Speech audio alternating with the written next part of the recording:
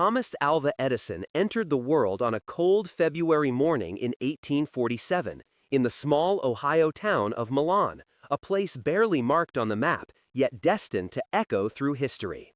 His father, Samuel Ogden Edison Jr., was a restless man of big ideals and bigger risks, a failed revolutionary who once took up arms in a doomed rebellion in Canada, only to flee across the border into the United States.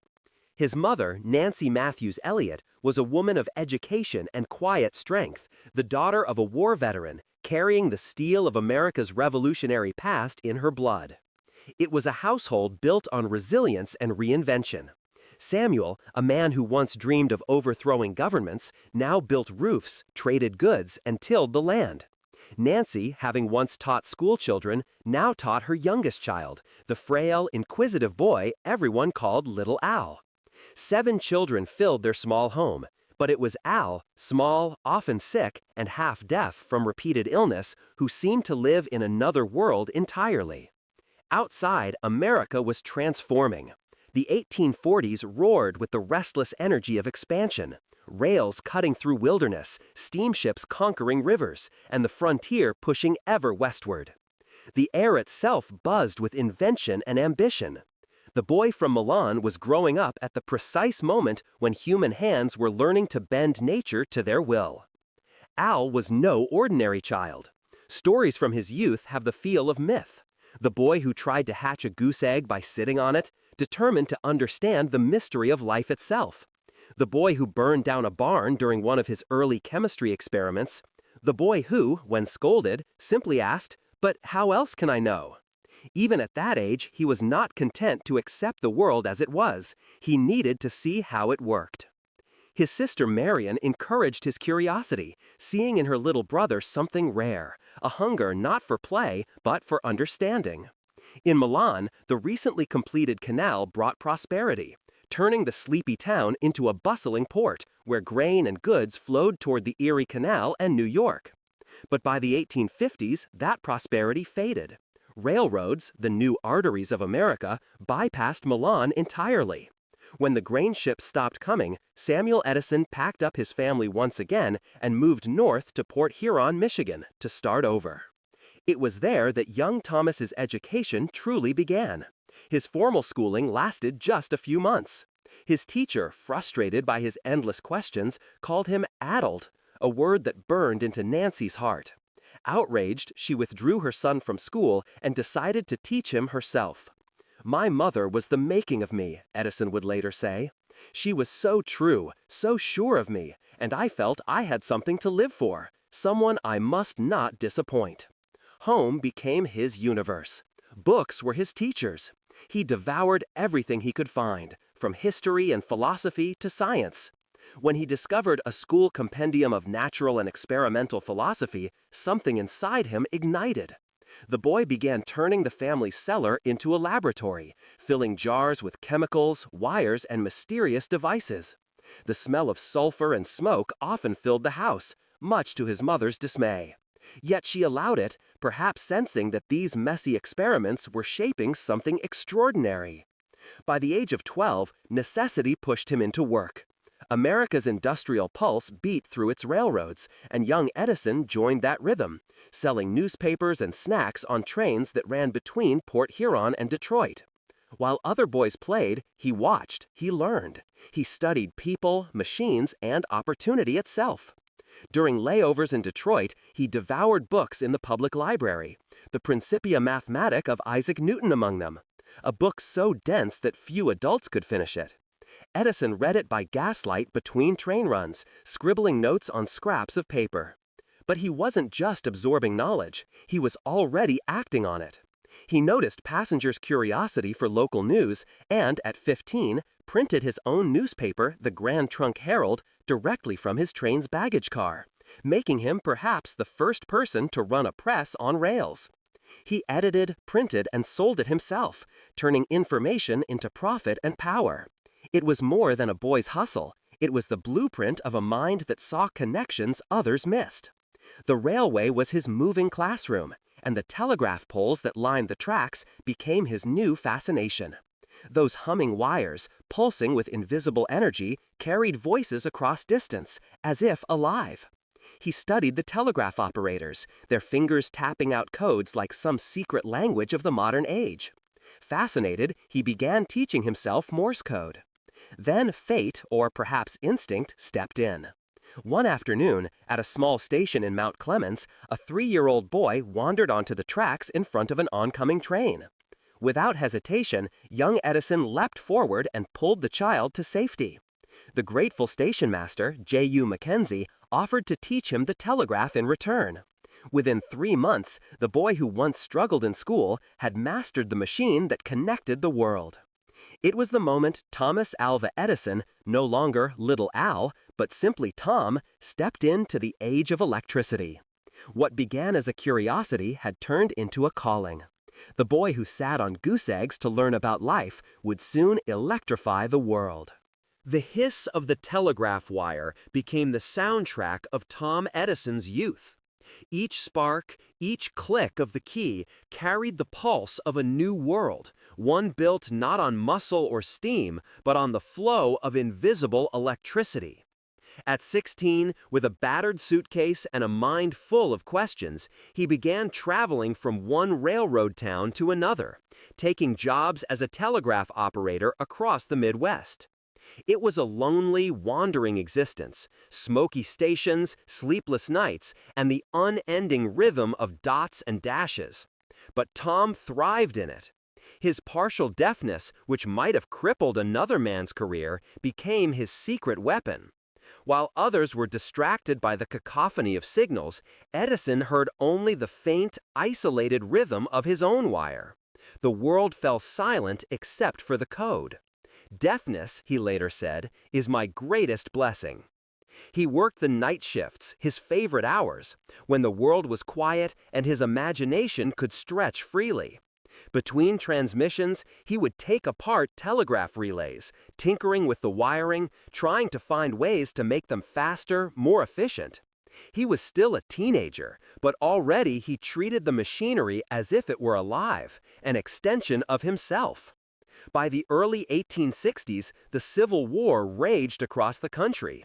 While armies clashed in the fields, information became a weapon of its own. The telegraph, once a curiosity, was now an instrument of national power. Messages flew between Washington and the battlefronts at the speed of thought. And in that age of steel and fire, Edison began to glimpse something that would define him forever: control through invention. He bounced from one city to another, Ontario, Indianapolis, Cincinnati, always chasing the next opportunity. In those smoky telegraph offices, lit by flickering gas lamps, he found his first brotherhood among men like himself, restless, clever, and slightly mad. They were the digital pioneers of their day, sending pulses across iron veins that stretched from ocean to ocean. When he wasn't sending messages, he was experimenting. He once shocked himself so badly with a homemade battery that he fainted, only to wake up laughing, scribbling down what he had learned. He devoured the writings of Michael Faraday, the English scientist who had discovered electromagnetic induction, and carried a small notebook everywhere, jotting observations, sketches, formulas, and strange ideas. It was a habit that would follow him all his life. Never trust memory, trust the page. By 1868, Tom was working in Boston for Western Union, the most powerful communication company in America. The city was a hub of invention, a place where minds buzzed with ideas that could change the world. Edison rented a small room, barely large enough for a bed and his equipment, and began experimenting day and night. Then came his first real invention, a device that could automatically record votes in Congress using telegraphy. It was brilliant, elegant, and efficient. When he proudly demonstrated it to lawmakers in Washington, their response stunned him. They hated it. Speeding up the vote meant losing the time for negotiation and persuasion, the very currency of politics. "Young man," one congressman said, "if there is any invention we do not want, it is yours." It was a revelation that would shape him forever. From that day forward, Edison vowed never to invent anything that people didn't already want. I shall never again waste time inventing anything which will not sell. It was the birth of his other identity, not just the inventor, but the businessman of invention. Edison quit Western Union soon after, turning his back on a secure paycheck to chase the uncertain freedom of independent invention. In a small rented room in Newark, New Jersey, he began to assemble a team, a group of machinists, engineers, and dreamers who would translate his chaotic sketches into working prototypes. Among them was Charles Batchelor, a quiet Englishman with steady hands and a talent for precision. Together, they became an unstoppable force. Telegraphy was their battlefield, and the goal was clear: to send more messages faster through fewer wires. While others slept, Edison and Batchelor worked through the night, driven by caffeine, cigars, and obsession. Edison once went 4 days without rest, collapsing only when his assistants forced him to stop. Sleep, he joked, is a criminal waste of time. But success was coming. In 1874, he perfected the quadruplex telegraph, a system capable of sending 4 messages at once along a single wire. Jay Gould, the ruthless railroad baron and Wall Street manipulator, paid Edison $30,000 for the rights, the equivalent of a fortune. It was the first time in his life that Edison had real wealth. He was only 27. Money, however, did not soften him. If anything, it hardened his will. His factory in Newark expanded, the machines humming like a mechanical symphony. Workers called him the old man, though his hair was only beginning to gray, a mark of stress and sleepless nights rather than age. He had become both creator and commander, barking orders, demanding perfection, driving his men as hard as he drove himself. Then in 1871, tragedy struck. His mother, the woman who had believed in him when no one else did, died. Edison returned home to Port Huron for the funeral, standing silently beside her grave, the only sound the wind off Lake Erie. He would later say little about that day, but those who knew him claimed something in him changed afterward. A new urgency, a sense that time itself was running out. That same year, he met Mary Stilwell, a 16-year-old employee at one of his telegraph companies. He married her on Christmas Day, a moment of warmth in a life otherwise consumed by work. But Edison was no ordinary husband. He lived on his own clock, days and nights blending into endless cycles of labor. Mary often dined alone, while his husband worked through the night in his lab. Their home was filled with the smell of metal and oil, not perfume and flowers. Still, he was rising, fast. His telegraph machine spread across the country. Investors lined up to fund his experiments. At 23, he was managing a team of 50 men, his ideas turning into blueprints, his blueprints into profit.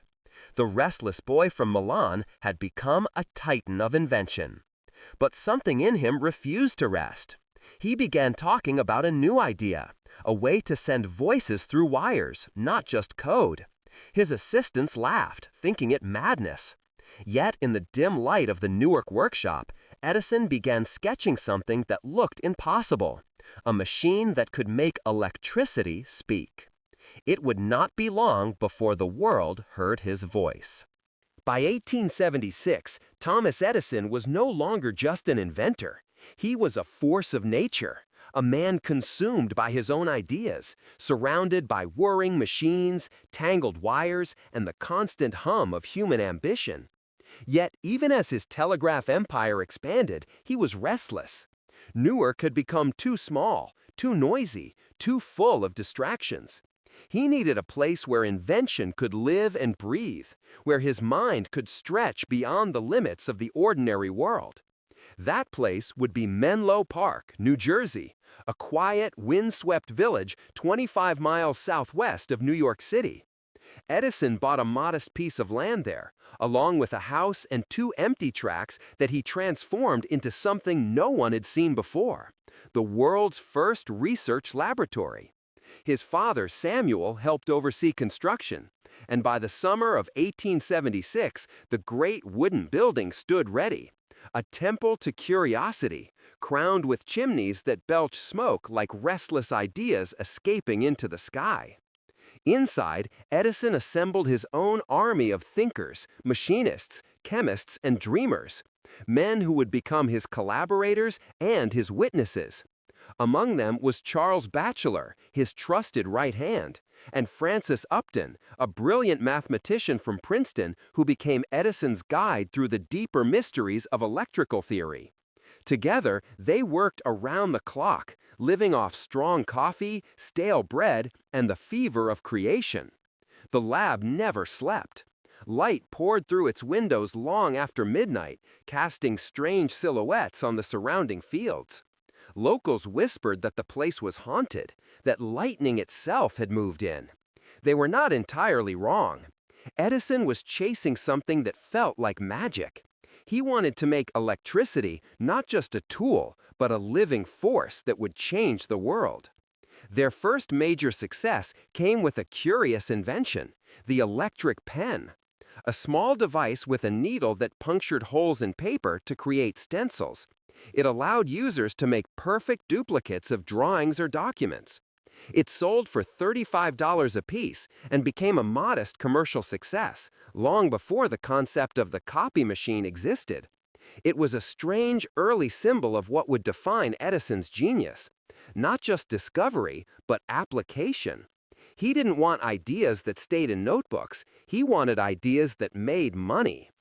But his mind was already racing towards something far greater, the dream of transmitting the human voice itself. Alexander Graham Bell had already stunned the world by creating a working telephone in 1876, but the early models were crude. They hissed, crackled, and distorted speech. Edison believed he could make something better. He began clamping pieces of metal between his teeth, biting down as sound vibrations passed through. A bizarre experiment that left his assistants both fascinated and slightly horrified. For 2 years, he obsessed over the problem of clarity. His breakthrough came in the form of carbon buttons, small discs that amplified electrical signals and carried sound with a richness never before achieved. With that improvement, the telephone became not just a novelty, but a reliable tool for business and communication. It was the first time Edison had improved someone else's invention, and it would not be the last. But it was another experiment, one that began almost as a side project, that would truly make him a legend. In the summer of 1877, Edison began tinkering with a device that could record sound, not just transmit it. The idea was simple. If vibration could travel through a diaphragm, why couldn't it be captured? He wrapped tinfoil around a small cylinder, pressed a stylus against it, and shouted into the mouthpiece, "Mary had a little lamb." The cylinder turned, the stylus etched the sound waves into the foil, and then, when the cylinder spun back again, the machine spoke. A metallic voice, ghostly yet unmistakable, echoed the words back. For the first time in history, the human voice had been captured and replayed. Edison stared at the machine, stunned. He had given sound itself a body, memory to the invisible. Word spread like wildfire. In December 1877, he brought the invention, the phonograph, to the offices of Scientific American in New York. Reporters watched, speechless, as the device spoke in its tinny, uncanny tone. One of them wrote that it was as if the machine had a soul. Within weeks, newspapers were calling him the Wizard of Menlo Park. Crowds gathered outside his lab, hoping to glimpse the man who could make metal talk. Edison capitalized on the frenzy, forming the Edison Speaking Phonograph Company, sending agents across the country to perform demonstrations in packed theaters and lecture halls. In April 1878, he carried the phonograph to the White House and presented it to President Rutherford B. Hayes. The president leaned forward as the strange little cylinder recited nursery rhymes, his eyes wide with wonder. To most people, it was a parlor trick, an amusing novelty. But Edison saw something deeper. In an article he wrote soon after, he described future worlds where music could be recorded, where books could be read aloud by machines, where human memory itself could be preserved forever in sound. He had, in a sense, foreseen the entire audio industry decades before it existed. Flush with fame and ambition, Edison turned next to the darkness that filled every home after sunset. Gas lamps flickered, fires devoured cities, and whale oil was running scarce. What if, he wondered, light itself could be tamed, made safe, silent, and clean? Thus began his next great conquest, the electric light. He founded the Edison Electric Light Company in 1878, backed by powerful financiers like Grosvenor Lowry, and began chasing what he called the ideal light. The concept was not new. Others had tried and failed for decades. But Edison's genius was persistence. He believed success comes not from a single idea, but from 10,000 refinements. He experimented endlessly. Platinum filaments, carbonized paper, vacuum bulbs, every material known to science. For months, he and his team hardly slept. Menlo Park became a blur of smoke, glass, and the hiss of electricity. And then, one autumn night in 1879, as the others dozed at their benches, Edison watched as a carbon filament glowed softly inside a bulb and didn't die. Minutes passed, then hours. The filament burned for over 100 hours before dimming. He stood there in the dark laboratory, the faint light reflecting in his tired eyes, and whispered, "We will make electricity so cheap that only the rich will burn candles." That night, the Wizard of Menlo Park had done more than invent the light bulb. He had invented the modern world. By the dawn of the 1880s, Thomas Edison stood on top of the world, the man who had bottled light itself. From Menlo Park to New York City, his incandescent bulbs glowed like captured stars. Newspapers hailed him as the man who banished darkness. Investors flocked to his doorstep, and governments sent envoys to study his inventions. The humble boy from Milan, Ohio, had become a living myth, a symbol of the American genius who could wrestle nature into obedience. But success, for Edison, was never an end. It was fuel, and his ambition was now larger than light itself. He wanted to electrify the world, to build a new civilization powered by invisible currents flowing through copper veins beneath the streets. In 1881, his assistant and confidant, Charles Batchelor, sailed to Paris to showcase Edison's inventions at the International Electrical Exhibition. The French capital was already a city of light in name, but Batchelor's demonstrations of phonographs, lamps, and dynamos dazzled the crowds. The Edison Pavilion drew thousands, including ministers, aristocrats, and the curious elite. The French awarded Edison 5 gold medals, and the press declared him le roi de l'électricité, the king of electricity. Orders poured in from across Europe. Paris, London, and Milan wanted Edison's systems. At London's Holborn Viaduct, engineers installed his lights in the General Post Office, while the Paris Opera commissioned grand chandeliers that bathed its marble foyer in the soft glow of Edison's bulbs. The wizard had gone global. In New York, Edison's plans grew bolder. He envisioned a vast network of underground cables supplying electric power to homes, businesses, and entire districts. In 1882, deep beneath Manhattan's bustling streets, his Pearl Street power station came alive. It was a coal-fueled monster, an iron furnace that churned day and night to feed power through hidden wires. On September 4th, Edison himself flipped the switch that illuminated the office of financier J.P. Morgan. The banker's building shimmered with warm, steady light, no flame, no smoke, no danger. Crowds gathered in the streets, staring up at the glowing windows in silent awe. For the first time in human history, a city was alive after dark.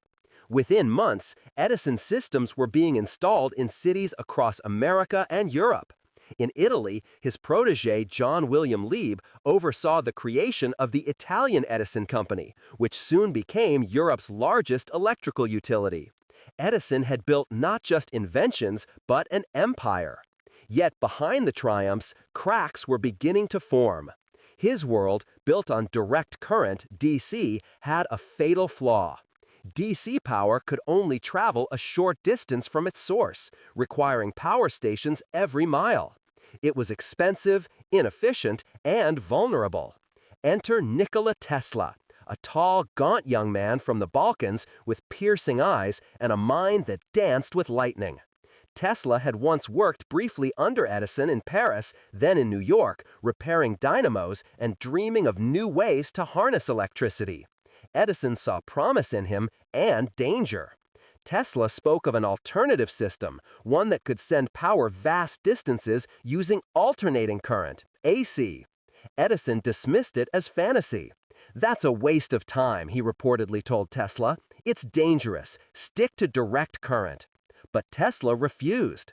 He left Edison's company and soon joined forces with George Westinghouse, a wealthy industrialist with a taste for risk and revolution. Together, they launched a challenge that would ignite one of the fiercest industrial battles in history, the War of Currents. To Edison, this was more than business. It was a crusade. He had built his fortune and reputation on DC. If AC succeeded, his empire would crumble. And so he fought, not with innovation, but with propaganda. He launched a relentless campaign to paint AC as deadly, unstable, and immoral. Edison's laboratories became theaters of fear. In one infamous demonstration, he invited reporters to witness the electrocution of animals, calves, horses, even stray dogs, using Westinghouse's alternating current. The message was clear: AC kills. But Edison went further. When the state of New York sought a more humane method of execution, Edison's ally, Harold Brown, proposed using AC for the new electric chair. Edison quietly supported the plan, ensuring that Westinghouse's generators were used. The first execution in 1890 was gruesome, a spectacle of horror that Edison's team tried to brand as being Westinghoused. The tactic worked for a time. Public fear of AC grew, and Edison seemed vindicated. But the tide was turning. Engineers and industrialists began to realize that AC was not only cheaper, but infinitely more practical. It could carry electricity across mountains and rivers, powering entire regions from a single source. In 1889, J.P. Morgan, the same banker whose office Edison had once illuminated, approached him with a proposal to merge all of his electric ventures into a single corporate giant. Edison, believing it would strengthen his control, agreed. But when the deal was done, he discovered the cost. Morgan had also merged Edison's company with his rival, the Thomson-Houston Electric Company. The new entity would be called General Electric. Edison's name was erased. He had lost his company and his war. Across the nation, Westinghouse and Tesla's alternating current surged ahead, powering the 1893 Chicago World's Fair and, soon after, the mighty turbines of Niagara Falls. Edison's direct current faded into history, a relic of a man who had refused to bend. For the first time in his life, the Wizard of Menlo Park found himself overshadowed by others. He was not defeated in genius, but in adaptability. The world had changed faster than he could control it. Still, Edison was not a man to linger in loss. He once said, "I have not failed. I've just found 10,000 ways that won't work." And even as the electrical war consumed his reputation, his mind was already elsewhere, turning toward the earth itself, to the magnetic pull of another dream, to mine metal from stone. When the lights of Menlo Park dimmed and the electrical empire began to slip from his grasp, Thomas Edison did what he always did when cornered. He built something new. Failure was never a wall to him, only a door to another obsession. By the early 1890s, the wizard had turned his eyes downward, to the very soil beneath his feet. America's hunger for industry was insatiable. Rails, bridges, skyscrapers, and ships demanded iron by the ton.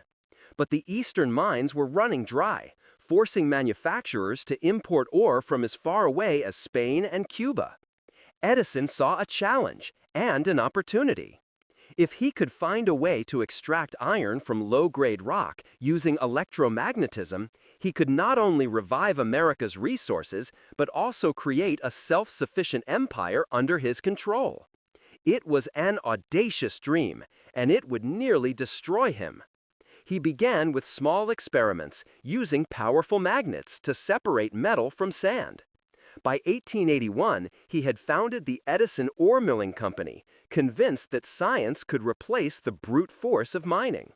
"There is no waste in nature," he declared, "only untapped potential." But the early mills failed to turn a profit. Investors withdrew. The company closed. Most men would have walked away. Edison rebuilt. In the late 1880s, he acquired a new site at Ogdensburg, New Jersey, where he designed a vast complex of crushers, separators, and magnetic rollers. The landscape became a vision of industrial might: towers of steel, mountains of crushed rock, and conveyor belts that groaned endlessly under their load. His aim was simple yet monumental: to feed the world's hunger for iron and to do it faster, cleaner, and cheaper than anyone else.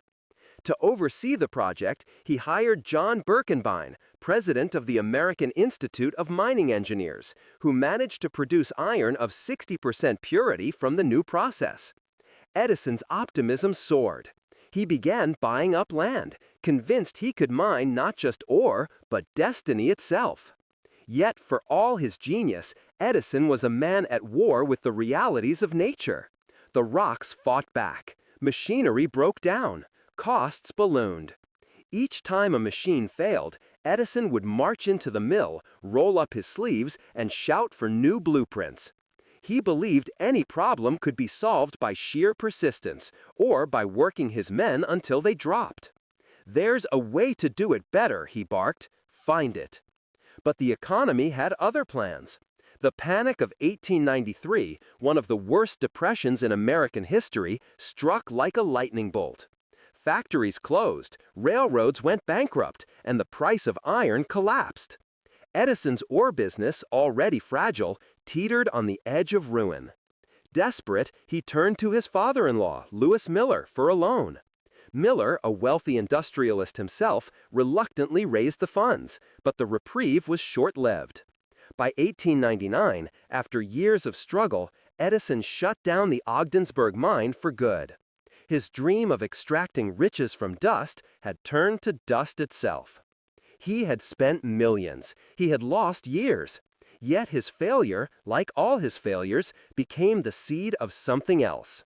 The mountains of crushed rock left behind at Ogdensburg were fine and smooth, perfect, Edison realized, for making cement. Where others saw waste, he saw raw material. He pivoted instantly, founding the Edison Portland Cement Company. Soon, his cement would be used in buildings, dams, and even the concrete frames of new American cities. Edison never stopped moving, but the man who once glowed with the excitement of discovery now carried a different energy, quieter, heavier. He was no longer the Wizard of Wonder, but the industrial monarch of exhaustion.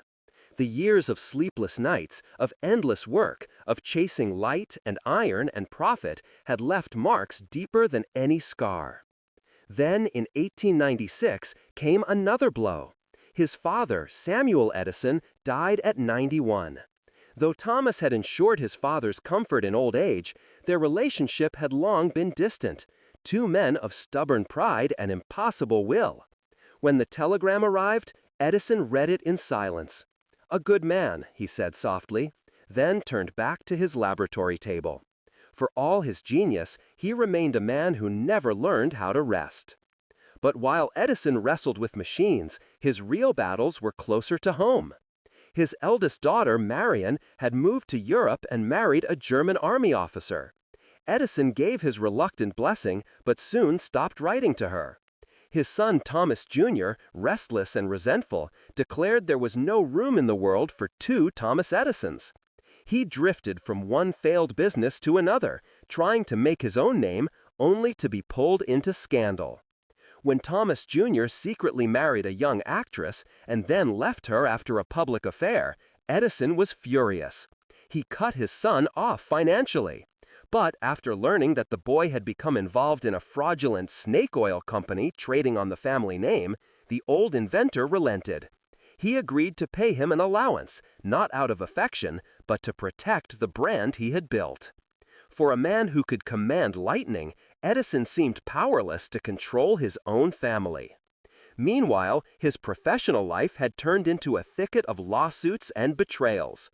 His invention of the kinetoscope, an early motion picture device that allowed one person at a time to view moving images, had inspired an entire industry. But when his former assistant, William Dixon, left to form a rival company, American Mutoscope, Edison struck back.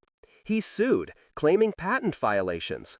The courts ruled first for Edison, then against him, and the legal war dragged on for years. Dixon's company began projecting films onto large screens, something Edison had dismissed as impractical. Crowds flocked to see these moving pictures, while Edison's peep show devices sat gathering dust. Then, in 1903, his studio released The Great Train Robbery, a short film directed by Edwin S. Porter. It was a massive success, one of the first narrative films in American history. For a moment, Edison was once again on top, hailed as a pioneer of cinema. But the victory was fleeting. New studios, new technologies, and younger minds were rising fast. By the turn of the century, the great inventor was no longer the sole master of innovation. The world he had helped create was now outpacing him. Still, he refused to retreat. "There is no substitute for hard work," he told a reporter, his eyes sharp behind his spectacles. "I'm not interested in the past, I'm interested in what's next." And what came next would be another dream, one that promised to change not just industry, but the very rhythm of modern life. It began with a simple question: what if the power of motion could be stored? That question would lead him into the next great chapter of his restless genius, and into the age of the electric battery. At the turn of the 20th century, the world was moving faster than ever. Rails humming, smokestacks rising, cities glowing with electric light. Thomas Edison, now in his 50s, had become both legend and institution. Yet he was far from finished. For him, invention was not about comfort or retirement, it was oxygen. Every failure, every closed door was simply a new current waiting to be harnessed. The new century brought with it a new obsession: energy storage. Electricity could now light homes and power factories, but it was fleeting, a force that vanished the moment a switch was turned off. Edison wanted to trap it, bottle it, give it permanence. He envisioned a world where machines could run without wires, where energy could be stored and moved like water. And so began his great crusade to create the perfect battery.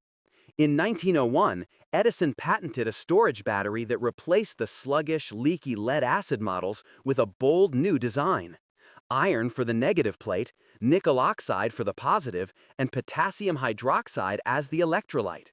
It was elegant, durable, and promised a revolution. He founded the Edison Storage Battery Company, convinced it would be his next empire. His timing was prophetic. The dawn of the automobile age was near. In Detroit, a young mechanic named Henry Ford was experimenting with engines of his own. He worked for the Edison Illuminating Company, one of the Wizard's many offshoots, and idolized the man whose lights had once conquered darkness. In 1896, Ford finally met his hero at a convention in New York. Nervously, he explained his new invention, a gasoline-powered horseless carriage. Edison listened quietly, then slammed his fist on the table. "Young man," he exclaimed, "that's the thing. You have it. Keep at it." The words burned into Ford's mind. Years later, he would say that Edison's encouragement gave him the courage to finish what became the Model T, the car that would reshape the 20th century. For Edison, though, the future of transportation was not gasoline. He believed the true destiny of the automobile was electric. Gas cars are noisy, dirty, and dangerous, he told reporters. Electricity will make travel silent and clean.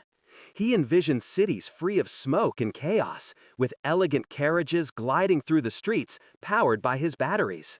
He even purchased several electric cars for personal use, driven often by his teenage son, Charles. But reality was less kind. The batteries, though groundbreaking, were flawed. They leaked, corroded, and lost up to 30% of their capacity after each recharge. Edison worked tirelessly to improve them, burning through nights and fortunes. "I have not failed," he told one journalist. "I've just found 10,000 ways that won't work." He was undeterred, even as gasoline engines began to dominate the market. By 1908, Ford's Model T had taken the world by storm, cheap, efficient, unstoppable. Edison's electric dream, once so close, was slipping away. Yet the two men remained close friends, bound by mutual admiration and a shared reverence for invention. Their friendship blossomed into something like legend. In 1913, Ford brought along the naturalist John Burroughs to meet Edison at his winter home in Fort Myers, Florida. The three men would go on annual camping trips through the wilds of America: the inventor, the industrialist, and the philosopher. They called themselves the Vagabonds. Traveling in a caravan of Ford automobiles with Firestone tires and Edison's electrical gear, they became symbols of a new age, when technology, nature, and adventure still seemed to walk hand in hand. But beneath the laughter and camaraderie, Edison's mind never stopped spinning. Even in his 70s, he continued to experiment with motion, sound, and energy. His phonographs were evolving, his laboratories were growing. His hearing had grown worse, yet his vision remained razor-sharp. Then disaster struck. On a cold December night in 1914, a spark in his West Orange laboratory ignited a fire that roared through the complex. Flames devoured entire buildings, workshops, storerooms, machines, everything. The night sky glowed orange as workers and firemen battled the inferno. When Edison's wife, Mina, rushed to his side, she found him standing in the smoke, his face illuminated by the burning ruins. "It's all right," he said calmly. "We've just cleared out the rubbish. Tomorrow, we'll start again." And he did. Within days, he ordered the complex rebuilt from the ashes. To Edison, destruction was never an ending. It was a purification, a chance to begin again, wiser, sharper, cleaner. But the world was changing faster than even Edison could control. Music was shifting from brass bands to opera and emotion. His competitors, like the Victor Talking Machine Company, were signing artists such as the great tenor Enrico Caruso, whose passionate voice filled concert halls and phonographs alike. Edison, by contrast, still clung to his belief that clarity of tone was superior to emotional expression. "The public doesn't know what it wants until I show it to them," he once said, a statement that revealed both his brilliance and his blind spot. In 1915, to prove the fidelity of his phonographs, he launched his famous tone tests, live concerts in which opera singers like Anna Case performed alongside their recorded voices. The audience would be asked to guess which was real and which came from the machine. Often they could not tell. When the crowd gasped, Edison would smile, his eyes gleaming. The machine does not lie. Then came war. When Europe plunged into the chaos of the First World War in 1914, the American economy trembled. Britain's naval blockade cut off key supplies, including carbolic acid, a crucial component in Edison's phonograph discs.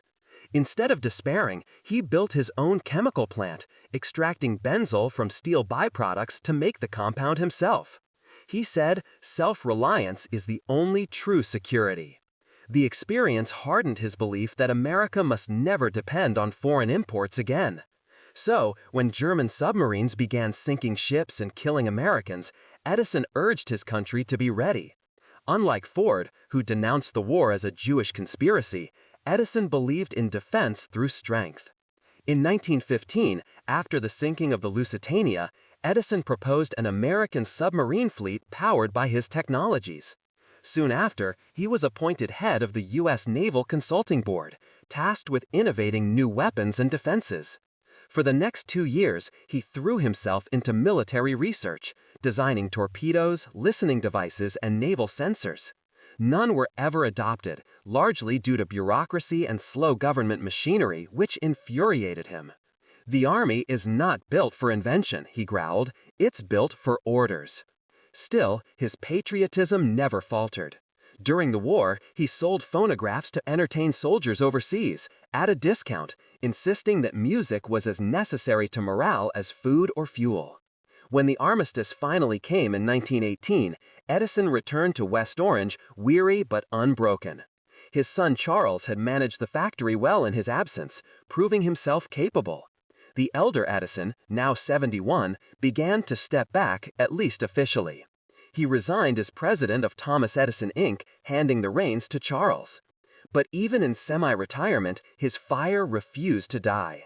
The world might have been moving into the wireless age, but the old wizard still believed in the power of tangible sound, in grooves, in cylinders, in the weight of invention you could hold in your hands.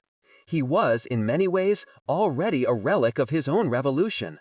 Yet to millions, he remained the man who made the modern world. By the 1920s, Thomas Alva Edison was an old man in a world he had helped create, a world of wires, light, and restless motion.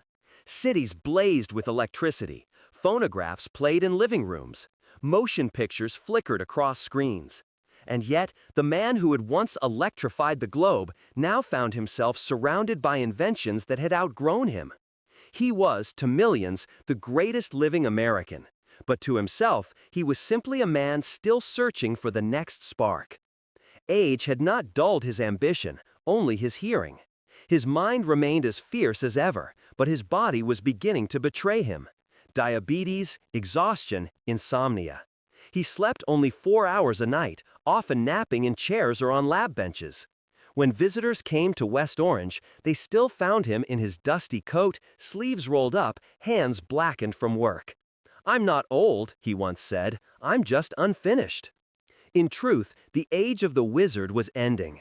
His beloved phonographs were being eclipsed by radio, a new, invisible form of entertainment that carried music and voices directly through the air. Edison despised it. "Radio," he said, "is a toy. People will tire of it." His son Charles, now head of the company, tried to convince him otherwise, but Edison refused to abandon his cylinders. He was a man of matter, of gears, wires, and light, not of ghosts in the ether. Yet, even as the world moved past him, Edison turned his mind toward larger questions. What was value? What was wealth? The financiers of Wall Street, men like J.P. Morgan, had once been his allies, but he had come to despise their kind. "They do not build," he wrote bitterly, "they only move money." He saw instability all around, markets crashing, currencies faltering, and he believed he had the answer. In a 1922 article for the New York Times, he proposed replacing the gold standard with what he called a commodity-backed dollar, money tied not to metal, but to the real products of the land: wheat, cotton, coal, coffee, sugar. "Gold," he wrote, "is of no utility. Its value rests solely on its scarcity. But a dollar backed by the things men need will never lose its worth." It was a visionary idea, decades ahead of its time, and, like many of Edison's ideas, ignored by those in power. Still, he could not stop inventing. His final great obsession began as a conversation among friends, the vagabonds: Edison, Henry Ford, tire magnate Harvey Firestone, and naturalist John Burroughs. On their summer camping trips through the backroads of America, the four men would gather around a fire, the stars above, the hum of crickets below, and talk about the future. One evening, as the fire crackled and the smell of pine drifted through the air, Firestone spoke of a problem that haunted him. "We're too dependent on foreign rubber," he said. "If war comes again, we'll be crippled." Ford nodded gravely. His factories in Detroit could not build cars without rubber tires. Edison sat silent for a long while, staring into the flames. Then he said quietly, "We'll make our own." And so, in his 70s, Edison launched what would become his last great experiment, the search for American rubber. He established the Edison Botanic Research Corporation, with Ford and Firestone as his partners, and began gathering thousands of plant specimens from across North America. From cypress trees to dandelions, every leaf, every stem, every root was tested. His laboratories filled with the earthy scent of crushed greenery and chemical reagents. Much of the work was done at his Fort Myers laboratory in Florida, where the warm climate allowed for rapid growth cycles. Edison personally supervised the experiments, often working 12-hour days under the blistering sun. He believed that somewhere, hidden in American soil, was a plant capable of producing rubber strong enough to rival anything from the tropics. His approach was methodical, almost ritualistic. Every night, he recorded his observations, texture, yield, elasticity, in a series of meticulous journals. When his assistants complained about the monotony, he replied, "There's 1,000 ways to find nothing, but one will be right." After years of trial and failure, his attention settled on an unlikely candidate, the goldenrod, a common wildflower that grew along roadsides and in open fields. Under Edison's selective cultivation, the plant began producing longer, richer strands of latex. By 1929, after relentless breeding, he had developed a variety that yielded 12% rubber, a remarkable feat. He had found it, the humble goldenrod. The flower of American roadsides could give the nation its independence. In that same year, Edison received the Congressional Medal of Honor, the highest civilian award in the United States. President Calvin Coolidge's voice crackled over the radio during the ceremony at West Orange, declaring, "Although Edison belongs to the world, the United States takes pride in his rise from humble beginnings and his unceasing struggle to overcome the obstacles on the road to success. He is the spirit of our country." The old inventor stood silently as the applause swelled. His hands, once steady, now trembling, accepted the medal. He smiled faintly, but said little. For a man who had built empires out of noise and light, Edison had learned that the end of all invention is silence. But his friend Henry Ford was not ready to let him fade. In Dearborn, Michigan, Ford began constructing a museum dedicated to American industry, a temple to innovation. At its heart, he planned a perfect replica of Edison's original Menlo Park laboratory, rebuilt with the very bricks salvaged from the original site. Ford called it the Edison Institute of Technology. In October 1929, Edison, Ford, and President Herbert Hoover gathered for the grand opening. Dignitaries from across the world attended, including John D. Rockefeller, Marie Curie, and even a radio message from Albert Einstein in Germany. At the climax of the ceremony, Edison, his hands shaking but his eyes bright, connected two wires to recreate his most famous experiment. The bulb flickered to life. The room erupted in cheers. For one last time, the Wizard of Menlo Park brought light to the world. Yet outside, the glow of celebration was short-lived. Only days later, the stock market crashed, plunging America into the Great Depression. Ford's factories faltered, Firestone's orders dried up, and Edison's rubber dreams went dark. The plant in Georgia that was meant to produce his goldenrod rubber was never built. Still, the old man remained optimistic. "Depression is only a word," he told his staff. "Courage is what makes America work." But his body was failing. The long nights, the cigars, the endless work had finally caught up. By 1931, his diabetes had worsened, his eyesight dimmed. Yet he refused to slow down. He continued to visit the lab, dictating notes, sketching new devices, talking of improvements that would never be made.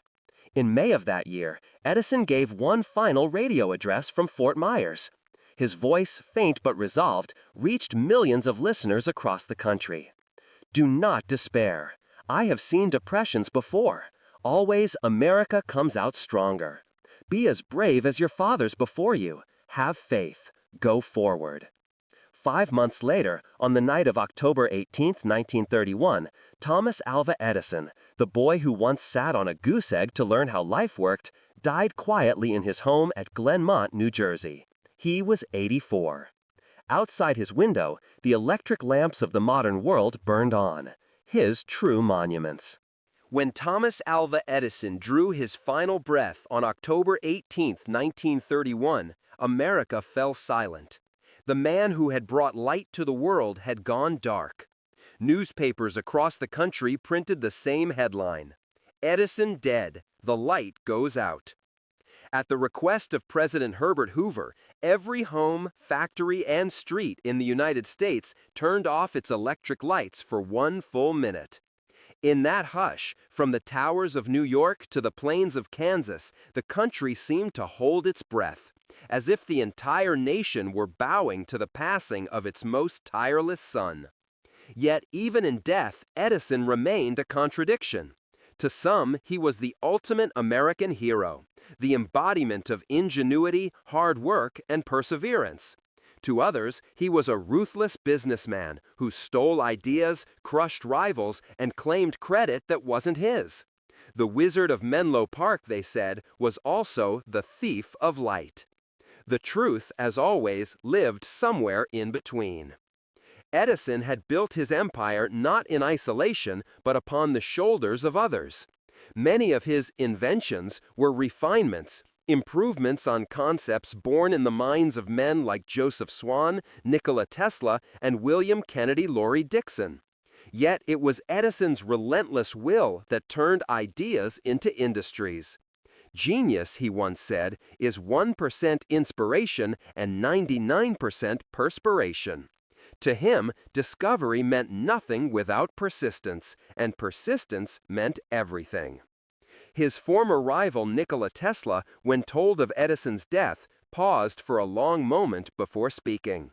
He had no hobby, cared for no amusement of any kind, and lived entirely for his work, Tesla said. He was a great, great worker, but I am sorry to say he had little regard for the creative artist. He lacked the fine perception that understands beauty in invention. It was both praise and condemnation, the most fitting epitaph one could give. In truth, Edison's legacy is less about light bulbs or phonographs than about the birth of a new kind of man, the modern inventor-industrialist. Before Edison, invention was the pursuit of tinkerers, lone dreamers in dusty workshops. After him, it became an industry. Menlo Park was the prototype for every research lab that followed: Bell Labs, General Electric, IBM, NASA. Edison didn't just invent devices, he invented the system by which innovation itself could be manufactured. He also gave the world a paradox: progress built on exploitation. The young assistants who worked under him, the muckers, as they called themselves, toiled for 16-hour days, often without recognition.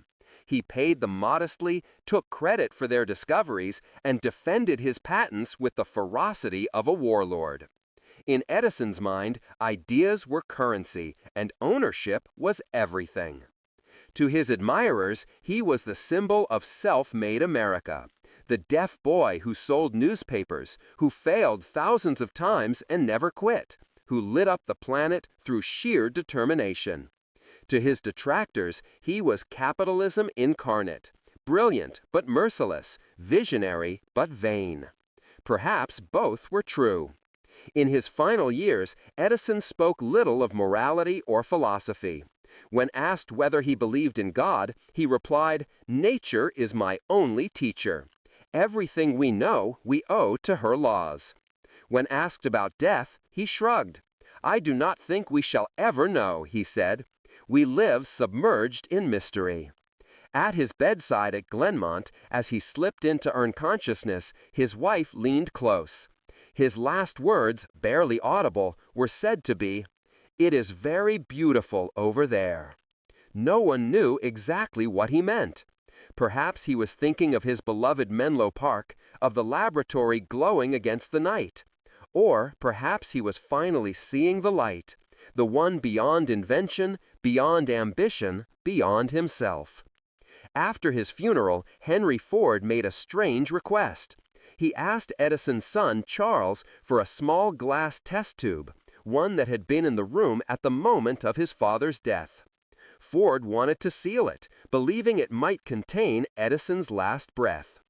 The vial still exists today, displayed in the Henry Ford Museum in Dearborn, a silent relic of friendship, of myth, and of a man who once held lightning in his hands. Edison's laboratories fell quiet, but his world did not. His name lived on in the Edison Electric Company, which became General Electric, a titan of the 20th century. His phonographs evolved into record players, then into the first sound recordings in cinema. His films gave birth to Hollywood. His light bulbs multiplied into billions. His spirit, restless, ingenious, flawed, became the spirit of modern invention itself. He had changed how humanity worked, how it moved, how it dreamed. And in doing so, he had changed what it meant to be human. But every light casts a shadow. Behind every glowing city skyline stands the hum of competition, the exploitation of labor, the relentless hunger to be first. Edison didn't invent that hunger, he simply gave it a voice, an image, a filament that burned until it broke. His genius illuminated the world, but it also burned through him, consuming everything in its path. And yet perhaps that was the price of progress. When the night grows long and the lamps flicker on in 1,000,000 homes across the earth, we live in Edison's afterglow. A world of constant brightness born from one man's refusal to accept darkness. He was not a saint nor a villain, but something rarer. A man who looked into the dark and demanded it shine. The wizard, the thief, the light itself. Thomas Alva Edison, the man who taught the world to never sleep.